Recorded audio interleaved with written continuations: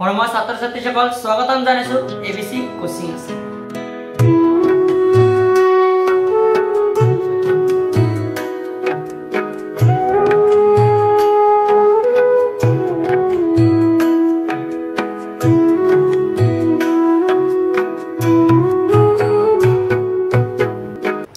আজিৰ ক্লাছত আমি জানিম কি মুক্ত শিক্ষাৰ দুৰ্বলতাসমূহৰ বিষয়ে আজি জানিম আৰু কি জানিম আজি ইম্পৰ্টেন্ট যেটো আমাৰ এটো লাস্ট ক্লাস এটো পাঠৰ লাস্ট ক্লাসৰ কাৰণে যিবিলাক ইম্পৰ্টেন্ট কোশ্চেন আছে এটো পাঠৰ সেইবিলাক কোশ্চেনৰ বিষয়ে আমি জানিম আজি। সো আজিৰ ক্লাসটো বহুত ইম্পৰ্টেন্ট হয় নাই তোমালোকে এটা কলম আৰু এখন বহি লোৱা লৈ পিনে মই যিখিনি কৈছো ভালকে নোট কৰা আৰু তোমালোকৰ স্ক্ৰিনত যিবিলাক পাবা তোমালোকৰ নোটবিলাক কোশ্চেনবিলাক তোমালোকে তুলিবা আৰু যিবিলাকে নতুন আইছা তোমালোকে আগৰ ক্লাসবিলাক তোমালোকে চাবা প্লিজ। সো স্টাৰ্ট কৰব কি আমি প্ৰথমটো পড়িম যে মুক্ত শিক্ষাৰ দুৰ্বলতা সমূহৰ বিষয়ে জানি। মুক্ত শিক্ষাৰ আমি জানো প্ৰতিটো বস্তুৰ এটা মেৰিট এটা ডিমেৰিট থাকে মানে নাই দোষ গুণ সুবিধা অসুবিধা থাকিব প্ৰতিটো বস্তুৰে থাকে সকলৰ আমাৰো থাকে। এজন মানুহ চাবা চাৰিওফালে ভাল নহয় কিন্তু চাৰিওফালে তুমি ভাল নহব এফালে হলেও বেয়া পাবা প্ৰতিটো মানুহৰে থাকিব এটো থাকিব যিজনৰ না থাকিব এইজন ভগৱান দে ঠিক আছে। সো এক নম্বৰ পয়েন্টটো হৈছে কি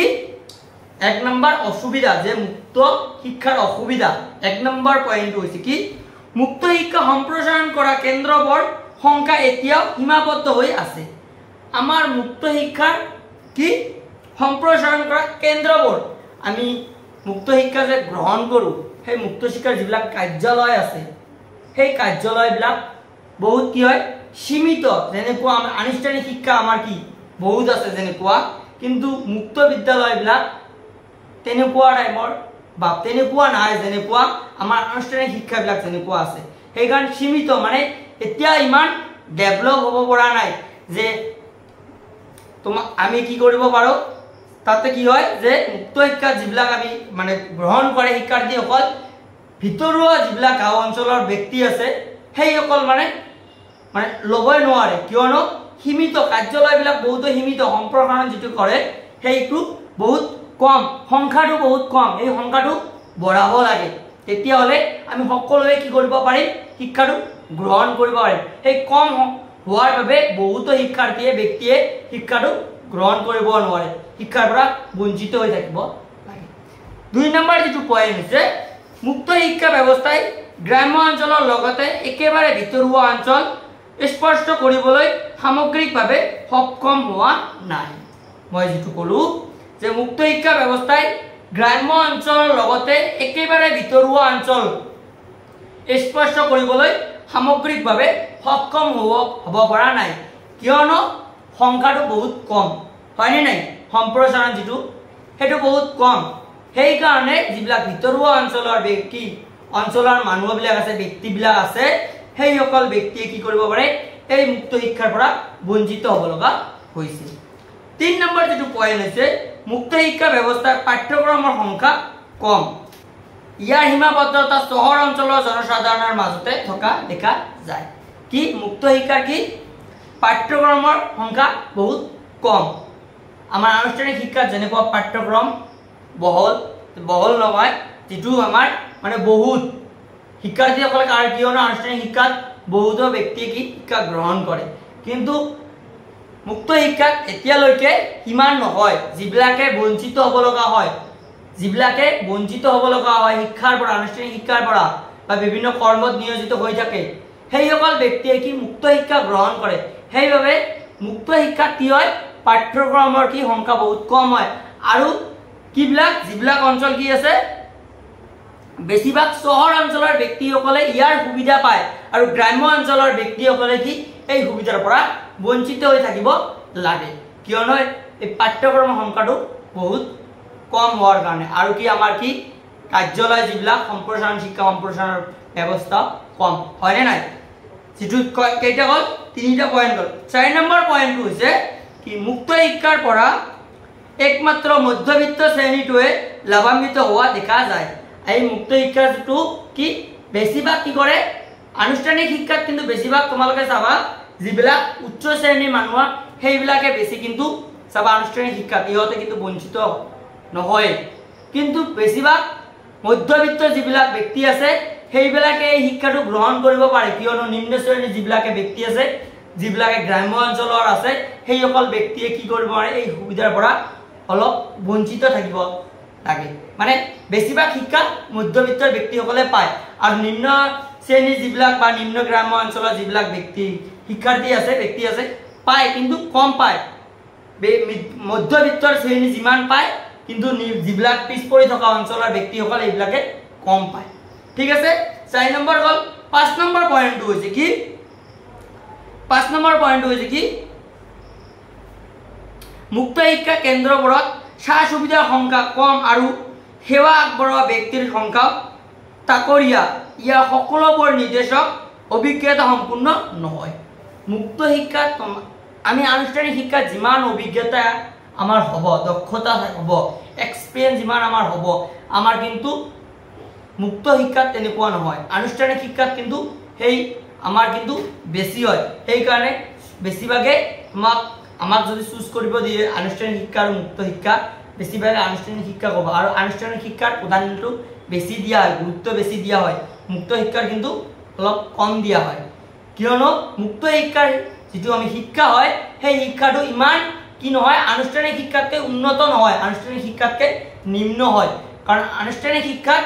কি কৰিব সকলোবিলাক চাৰিওফালৰ জ্ঞানবিলাক অৰ্জন কৰিব পাৰো কিন্তু মুক্ত শিক্ষাত আমি কিন্তু নোৱাৰো ঠিক আছে মুক্ত শিক্ষাত কি কৰিব লাগে সেলফ ষ্টাডি কৰিব লাগে যিবিলাকে সেলফ ষ্টাডি কৰিব নোৱাৰে সেই সকল ব্যক্তি কিন্তু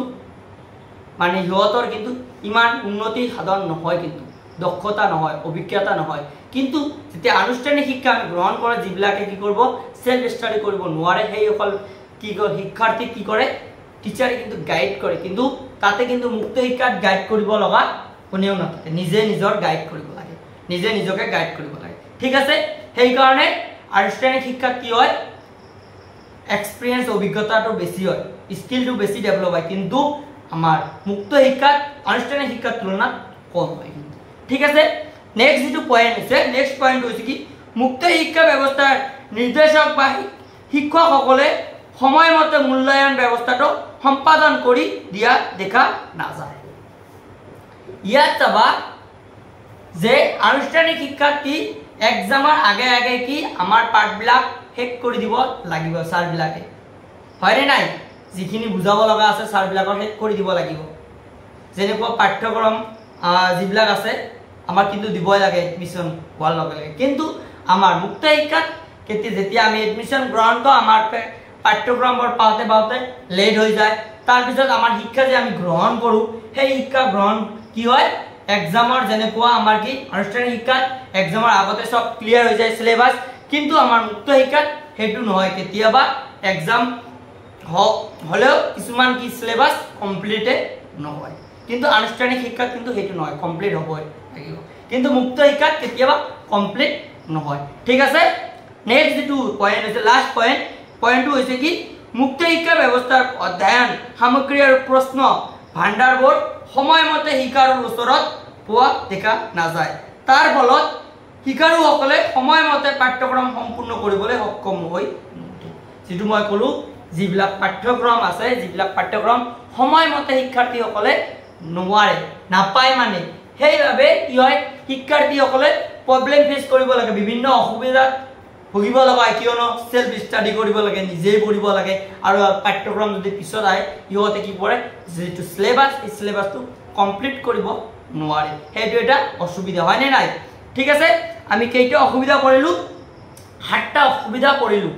তোমালোকে চাইয়ে গৈছা সেই 7টা অসুবিধাৰ ভিতৰত তোমালোকৰ 4টা বা 5টা দিব পাৰে যদি দিয়ে আহে এক্সামত 6 মাৰ্কৰ কাৰণে আহিলে প্ৰথমতে এটা শৰ্ট কোশ্চেন দিব তাৰ পিছত তোমালোকৰ 5 মাৰ্কৰ বা 4 মাৰ্কৰ কাৰণে দিব পাৰে তোমালোকৰ আহিব পাৰে তোমালোকে ভালকে জানিবা ঠিক আছে আমি কি পঢ়িলো মুক্ত শিক্ষাৰ দুৰ্বলতাৰ বিষয়ে পঢ়িলো আশা কৰিছো তোমালোকে বুজি পাইছা মুক্ত শিক্ষাৰ দুৰ্বলতাৰ বিষয়ে এতিয়া আমি আলোচনা কৰিম যে ইম্পৰ্টেন্ট এই পাৰ্টৰ কোশ্চেন বিলাক ইম্পৰ্টেন্ট এই পাৰ্টৰ যিবিলাক কোশ্চেন আছে সেইবিলাক কোশ্চেনৰ বিষয়ে আমি আলোচনা কৰিম যেটো এক্সামৰ কাৰণে বহুত গুৰুত্বপূৰ্ণ হ'ব ঠিক আছে প্ৰথমতে তোমালোকে এই কোশ্চেনটো চাই পাইছা তোমালোকে স্ক্ৰিনত চাই পাইছা কি দূৰশিক্ষা কাক বোলে দূৰশিক্ষাৰ তাৎপৰ্যপূৰ্ণ দিশসমূহ বা নিগানৰ প্ৰকৃতিৰ বিষয়ে আলোচনা কৰা মই দূৰশিক্ষা কাক বোলে কি মই পঢ়াইছো তোমালোকক তাৰ পিছত কি দূৰশিক্ষাৰ তাৎপৰ্যপূৰ্ণ দিশসমূহ বা নিগানৰ কি প্ৰকৃতিৰ বিষয়ে মই তোমালোকক পঢ়াইছো তোমালোকে যিবিলাকে নতুন চাই আহিছা তোমালোকে আগৰ ক্লাছবিলাক চোৱা তোমালোকে পাই যাবা আৰু যিবিলাকে তোমালোকে ৰেগুলাৰ ক্লাছ চাই থাকা তোমালোকে তো জানাই মই পঢ়াইছো এটো কিয় যাইছে 2023 আহিছে আৰু বহুত ইম্পৰ্টেন্ট আছে এই কোশ্চেনটো তোমালোকৰ অহাৰ চান্স তাৰ পিছত কি হৈছে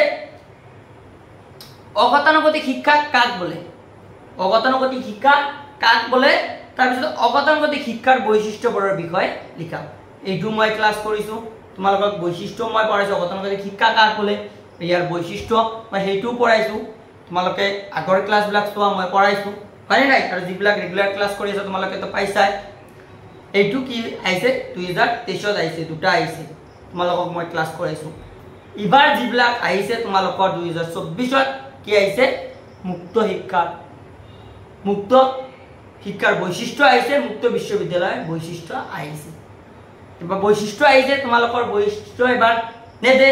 এবাৰ তোমালোকৰ 2025 অৰ চান্স কি আছে দূৰশিক্ষা কাক বোলে দূৰশিক্ষাৰ তাৎপৰ্যপূৰ্ণ দিশ বা নিগানৰ প্ৰকৃতি একে তাৰ পিছত কি অগতানুগতিক শিক্ষা কাক বোলে অগতানুগতিক শিক্ষাৰ বৈশিষ্ট্য তাৰ পিছত তোমালোকৰ ইম্পৰ্টেন্ট কোশ্চেন বিলাক মই কৈছো যে মুক্ত বিশ্ববিদ্যালয়ৰ বিকাশ সম্পৰ্কে লিখা বহুত ইম্পৰ্টেন্ট আছে এইটো কোশ্চেন মুক্ত বিশ্ববিদ্যালয়ৰ বিকাশৰ বিষয়ে তোমালোকে লিখা এইটো মই ক্লাছ কৰিছো তাৰ পিছত মুক্ত শিক্ষাৰ দুৰ্বলতা যেটো অলপ আগতে মই ক্লাছ কৰিলো তোমালোকৰ তাৰ পিছত মুক্ত বিশ্ববিদ্যালয় কি মই ক্লাছ কৰিছো তাৰ পিছত কি মুক্ত বিদ্যালয় এইটো মই ক্লাছ কৰিছো তোমালোকৰ চাই পাইছা তাৰ পিছত কি মুক্ত বিশ্ববিদ্যালয় স্থাপনৰ উদ্দেশ্য এইটো মই ক্লাছ কৰিছো নে নাই আৰু এটা কোশ্চেন হৈছে তোমালোকৰ যেটো মই ইয়াৰ আগৰ ক্লাছত মই কৰিছো যে এটা এনসাৰতে মই 6টা কোশ্চেন দিছে তোমালোকক দিছো কি কৰিছো